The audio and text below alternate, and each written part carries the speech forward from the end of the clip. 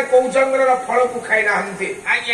ଏମିତି ବିଶ୍ୱରେ କୋଉ ନଦୀ ନାହିଁ କୋଉ ନଦୀର ଜଳକୁ ପାଣ୍ଡବମାନେ ଗ୍ରହଣ କରିନାହାନ୍ତି କୃଷ୍ଣ ସମୟରେ। ଏମିତି କୋଉ ଗାଁ ନାହିଁ କୋଉ ଗାଁର ଭିକ୍ଷାକୁ ପାଣ୍ଡବମାନେ ଗ୍ରହଣ କରିନାହାନ୍ତି। ମାନନୀୟ ବିଦଗ୍ଧ ମଣ୍ଡଳୀ ଆଜି ତ ବିଳମ୍ବିତ ରାତ୍ର ରହିପାରିଲା ତଥାପି ମଧ୍ୟ ମୁଁ କହି ରଖେ ସେଦିନ ଯେତେବେଳେ ପାଣ୍ଡବମାନେ ପୋଷା ଖେଳରେ ହାରିଛନ୍ତି ପ୍ରଥମେ ଶାରଳା ଦାସଙ୍କ ଭାଷାରେ ଏମାନେ ଯାଇକି ଦୈତ୍ୟବନରେ ଆଜ୍ଞା ପହଞ୍ଚିଲେ। ଦୈତ୍ୟବନରେ କିଛି ଦିନ ରହଣି ସରିବା ପରେ ଏମାନେ ଯାଇକି କାମ୍ୟକବନରେ ପହଞ୍ଚିଲେ। ବାପା ମାନେ ସାର୍ ମାନେ ବାବୁ ମାନେ ଏ କାମ୍ୟକବନରେ ପାଣ୍ଡବମାନେ ପହଞ୍ଚନ୍ତି। କାମ୍ୟକବନରେ ଗୋଟେ ସୁନ୍ଦର କୁଟୀରଟି ନିର୍ମାଣ କରିଛନ୍ତି। କୁଟୀରଟି ନିର୍ମାଣ କରି ପଞ୍ଚୁ ପାଣ୍ଡବ ବିଭିନ୍ନ ପ୍ରକାର କାର୍ଯ୍ୟରେ ଆଜ୍ଞା ନିୟୋଜିତ ଅଛନ୍ତି।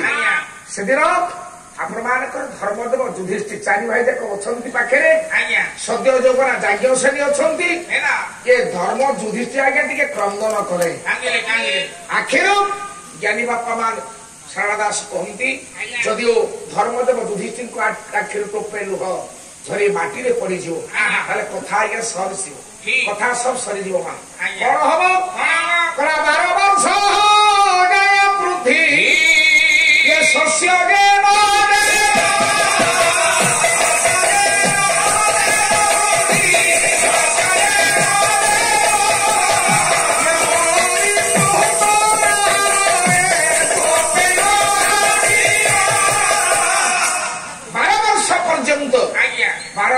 পর্যন্ত মা ধরিত্রী মা পৃথিবী মুঠাଏ শস্য আজ্ঞা দেবনি।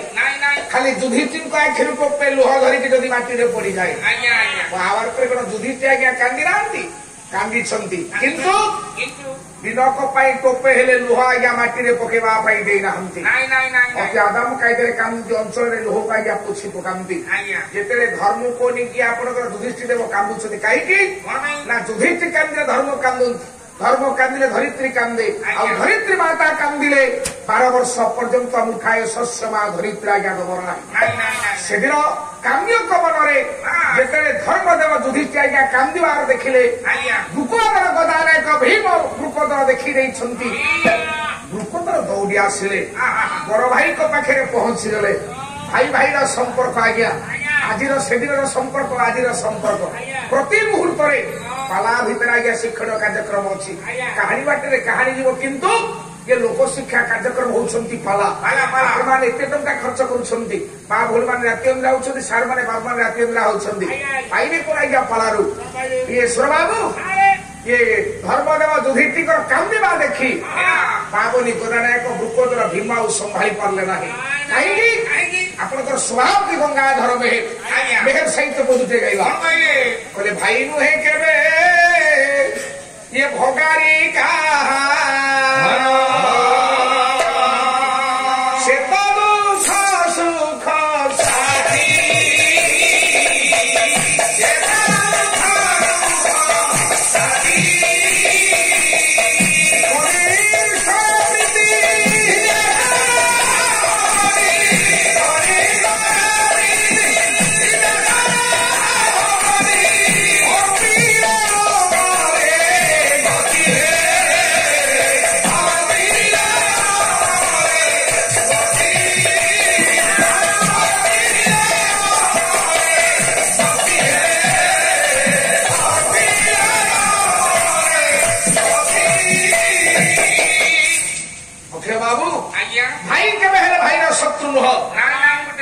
केबे नुहा आज्ञा मेहर साहित्य कहले भाई नुहे केबे भगारी कहार से दुख सुख साथी दुख और सुखर साथी हूँ आज्ञा भाई आज साधारण ये कलिजुगे भाई भितर केते गंडगोल भाई भीतर चली जाऊँ बाबू तेणु ये कहले कनिष्ठ प्रीति सान भाई की स्नेह दबा ज्येष्ठ भगती बड़ भाई की भक्ति करवा अर्पिले अमरे गति आपंकर मेहर सहित एक दृश्य कथा कहला बेलू से दिन गदानायक पावनी बृकोदर भीम दौड़ी आसिले कहले भाई कहीं आप कांदुंट बृकोदर अरे भीमा आज तो राज्य छाड़ी घोर अरण्य को आसिले ଏ ବନବାସ ଦଣ୍ଡ ମତେ ଦୁଃଖ ଦଉନାହିଁ। ବନବାସ ଲାଗି ରାଜ୍ୟ ଛାଡିକି ଆମେ ପଳେଇ ଆସିଲେ ବୋଲି ସେ ଦୁଃଖରେ ମୁଁ ଦୁଃଖିତ ବା ମ୍ରିୟମାନ ନୁହଁ। ମୁଁ ଏଇଥିପାଇଁ କାନ୍ଦୁଛି ଏ ସଂସାର ଭିତରେ ବିଧାତା ଆମକୁ ମଣିଷ ଜନ୍ମ ଦେଇଛି। କେତେ ଯକ୍ଷ ଯୋନି ଜନ୍ମ ଗ୍ରହଣ କରି ସାରିବା ପରେ ବିଧାତା ଆମକୁ ମଣିଷ ଜନ୍ମ ଦେଇଛି। ଆପଣ ମାନଙ୍କର ସୁନ୍ଦର ଭାବରେ ଗୋଟିଏ ପଦ ମନେ ପଡିବ। କହିଲେ ବହୁ ହଟ ଭ୍ରମି ଭ୍ରମି ବହୁ ପଥ କ୍ରମି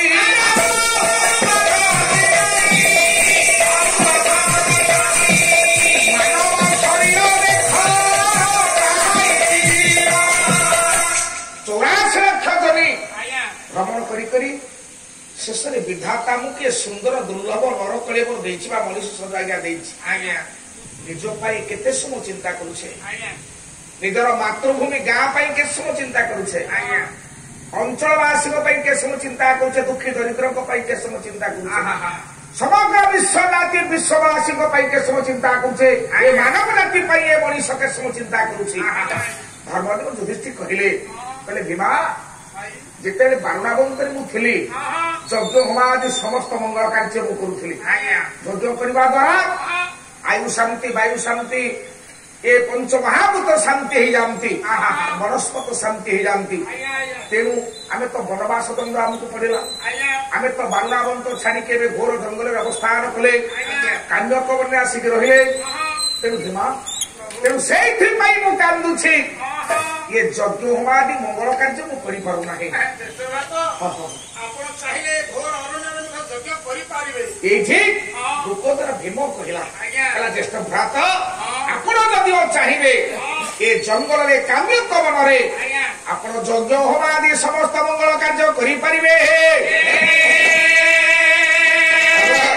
ଏତିକି କହିବା ବେଳକୁ କହିଲା କିଏ ବନସ୍ପତି ଆଣିବ, କିଏ ସମିଧ ଆଣିବ, କିଏ ଜଳ ଆଣିବ, କିଏ ଫଳ ଆଣିବ।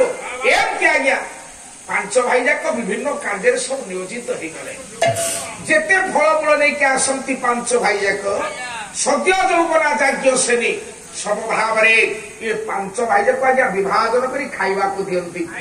ଏମିତି ଦୁଃଖର ସୁଖର ସଂସାର ଆଜ୍ଞା କାମ୍ୟକ ବନରେ ଚାଲିଥାଏ।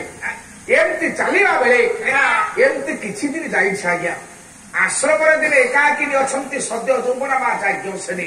ଦ୍ୱାପର ଯୁଗର ବିଶ୍ୱ ସୁନ୍ଦରୀ, ଦ୍ୱାପର ଯୁଗରେ ଦି ଜଣ ଆଜ୍ଞା ବିଶ୍ୱ ସୁନ୍ଦରୀ। ଜଣେ ହଉଛନ୍ତି ପଣ୍ଡୁଙ୍କର ଦ୍ୱିତୀୟ ପତ୍ନୀ ମାଦ୍ରୀ, ଆଉ ଜଣେ ହଉଛନ୍ତି ଆପଣ ମାନଙ୍କର ପାଣ୍ଡବ ମାନଙ୍କର ପତ୍ନୀ ଯାଜ୍ଞ ଶ୍ରେଣୀ ସଦ୍ୟ ଯୌବନା ମା ଦ୍ରୌପଦୀ। ବିଶ୍ୱ ସୁନ୍ଦରୀ ଦ୍ୱାପର ଯୁଗର ଏକୁଟିଆ ଏକାକିନୀ ଆଶ୍ରମରେ ବସିଛନ୍ତି। ଆଶ୍ରମରେ ବସିଲା ବେଳେ ସେଦିନ କୌଣସି ଏକ କାରଣବଶତଃ ବୀର ପୁଙ୍ଗବ ସଭ୍ୟ ସାଚି ଅର୍ଜୁନ ଦିଦି କୃଷ୍ଣ ଅର୍ଜୁନ ହେଇକି ପହଞ୍ଚିଗଲେ ଯାଜ୍ଞ ଶ୍ରେଣୀଙ୍କ ପାଖରେ। ଯେତେବେଳେ ଯାଜ୍ଞ ଶ୍ରେଣୀଙ୍କ ପାଖରେ ପହଞ୍ଚିଲେ ଡାକିଲେ କୃଷ୍ଣ